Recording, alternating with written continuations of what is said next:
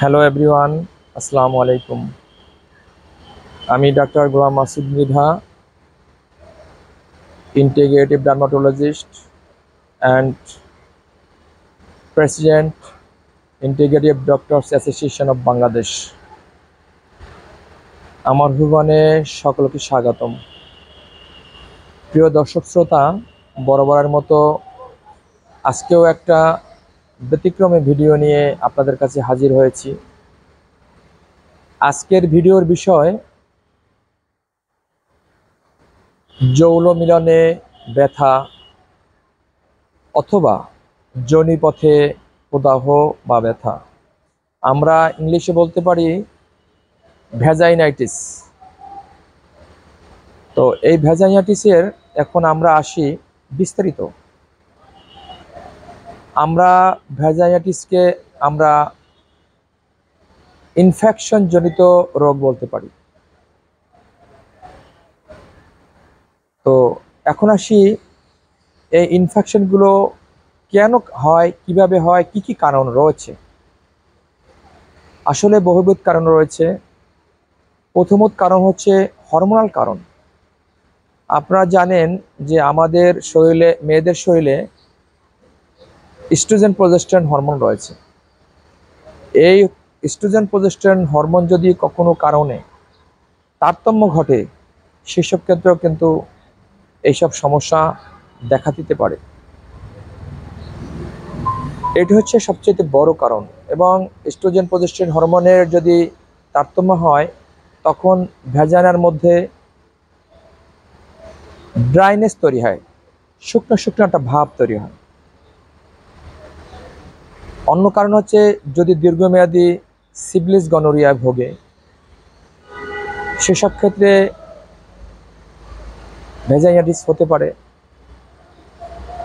অতিরিক্ত সহবাসের পরে ভ্যাজাইনাইটিস হতে পারে।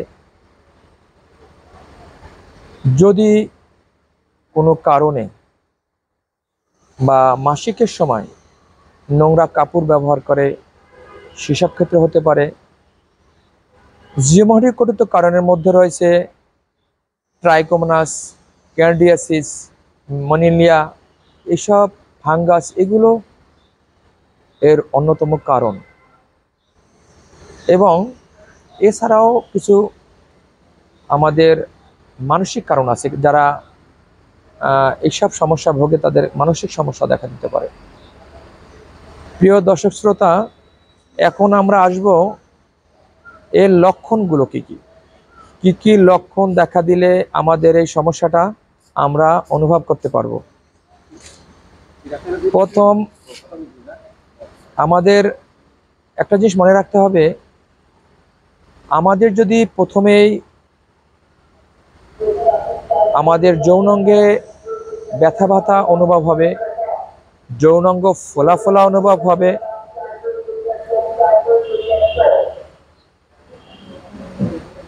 ফোলা ফোলা অনুভব হবে, ব্যথার যৌনাঙ্গের যে লেয়ারগুলো আছে, লেয়ারগুলো ফুলে যাবে, লাল হয়ে যাবে।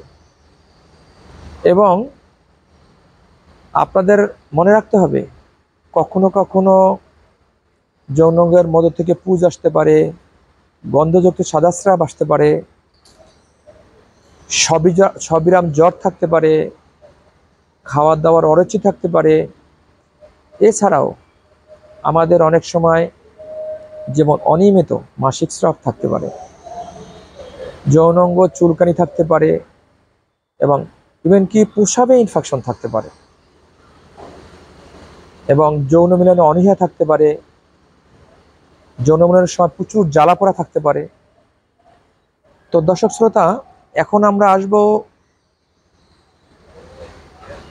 এই ভ্যাজাইনাইটিস বা যৌন মিলনে প্রদাহ, যৌন মিলনে ব্যথা বা যৌন প্রদাহ। তো এর এলোপ্যাথিক ট্রিটমেন্ট কি হতে পারে। আমরা প্রথমেই বলে রাখি, এলোপ্যাথিক ট্রিটমেন্টটা কিন্তু একটু ব্যাপক এবং বিস্তারিত। আমরা সংক্ষিপ্ত আকারে আপনাদের কাছে তুলে ধরব। এই সমস্যার জন্য আমরা প্রথমেই ইউরিন সোয়াব টেস্ট করতে পারি, ভ্যাজাইনাল সোয়াব টেস্ট করতে পারি। ভ্যাজাইনাল সোয়াব টেস্ট করলে আমরা এর সুনির্দিষ্ট কারণ বুঝতে পারবো, কি কারণে হয়েছে।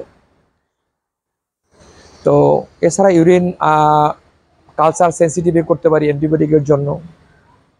যদি গনোরিয়া এবং সিফিলিসের কারণে হয়ে থাকে তাহলে আমরা সেফট্রিয়াক্সন 1 গ্রাম প্রতিদিন একটা করে মাংস অথবা শিরা দিতে পারি 7 দিন। এছাড়া যদি সংক্রমণ কম থাকে তাহলে টেট্রাসাইক্লিন প্রথম দিন 2টা করে, সকালে 2টা, রাত্রে 2টা, পরের দিন থেকে সকালে 1টা, রাত্রে 1টা করে আমরা 28 দিন পর্যন্ত দিতে পারি। যদি ভিতরে ইনফেকশন থাকে সেই সব ক্ষেত্রে আমরা নিউএস্টেন ভিটি আমরা ভিতরে ব্যবহার করতে পারি। এরপরে রয়েছে যদি মানসিক দুশ্চিন্তা থাকে, মানসিক দুশ্চিন্তার ওষুধ দিতে হবে। অ্যান্টিফাঙ্গাল ড্রাগ দিতে হবে, যেমন ফ্লুকোনাজল গ্রুপের ঔষধ, ওমাস্টিন, নিসপর, ফ্লুকোনাল, ক্যান্ডিনিল, এগুলো আমরা 50 mg প্রতিদিন একটা করে ব্যবহার করতে পারি। সাথে আমরা মেট্রোনাজল গ্রুপের ওষুধ 200 mg একটা করে 4 বার আমরা ব্যবহার করতে পারি, অথবা 400 mg একটা করে 3 বার ব্যবহার করতে পারি। এছাড়াও যদি আমরা মনে করি যে আমাদের রোগীর গ্যাসের সমস্যা রয়েছে, গ্যাসের সমস্যা ওষুধ দিতে পারি। এটা হচ্ছে মোটামুটি প্রাথমিক ধারণা। এরপরে আমরা আসব ইউনানি আয়ুর্বেদিক চিকিৎসা ব্যবস্থায়। প্রিয় দর্শক শ্রোতা, ইউনানি আয়ুর্বেদিক চিকিৎসা ব্যবস্থায় ব্যাপক এবং সুন্দর ট্রিটমেন্ট রয়েছে। আমরা এই চিকিৎসা ব্যবস্থায় আমরা এইসব পেশেন্টকে আমরা সুপরিপাক একটা সেমিসোলেট জাতীয় ওষুধ রয়েছে, আমরা যদি সকালে, দুপুরে, রাত্রে 3 চামচ করে সেবন করি তাহলে অবশ্যই একটা ভালো ফল আমরা পাব। সাথে যদি গনোরিয়ার সমস্যা থাকে তাকে সুজাক বা সুজান ট্যাবলেট আমরা একটা করে 2 বার আমরা 1 মাস ব্যবহার করতে পারি। সাথে আমরা যদি তার হরমোনাল ইমব্যালেন্স থাকে সেই সব ক্ষেত্রে আমরা জিনসোনোসাইড, জিনটেক্স আমরা ব্যবহার করতে পারি বিডি ডোজে 1 থেকে 2 মাস। এইবারে আমরা আসব ভেষজ চিকিৎসা নিয়ে।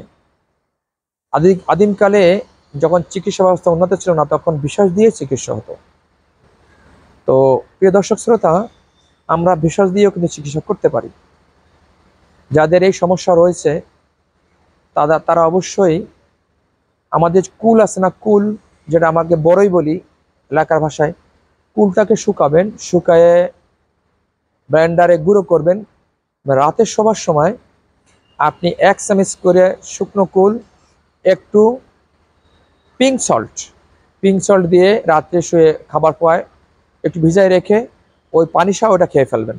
এটা প্রতি রাত্রে করবেন। এবং রাত্রে শোবার সময় জেনশিয়াল ভায়োলা আছে, এটা আপনি জ্বরের মুখে লাগাই দিতে পারেন, তাহলে অনেক সমস্যাটাই সমাধান হয়ে যাবে। প্রিয় দর্শক শ্রোতা, এইবারে কিছু উপদেশ নিয়ে আপনাদের কাছে হাজির হব। উপদেশ হচ্ছে, আমরা মনে রাখব অবশ্যই আমরা আমাদের স্বাস্থ্যবিধি মেনে চলব। স্বাস্থ্যবিধির মধ্যে আমরা পুষ্টিকর খাবার গ্রহণ করব। আমরা যদি কোনো হরমোনাল ইমব্যালেন্স হয় তাহলে অবশ্যই জরায়ুটা শুকনো ড্রাইনেস থাকবে। আপনারা জানেন ড্রাইনেস থাকলে পুরুষাঙ্গ প্রবেশ করাতে হলে তার মধ্যে ব্যথা অনুভব হয়। সেই সব ক্ষেত্রে বাজারে RY জেল অথবা KY জেল, এটাকে আমরা বলি ভ্যাজাইনাল ডুপ্লিকেটস।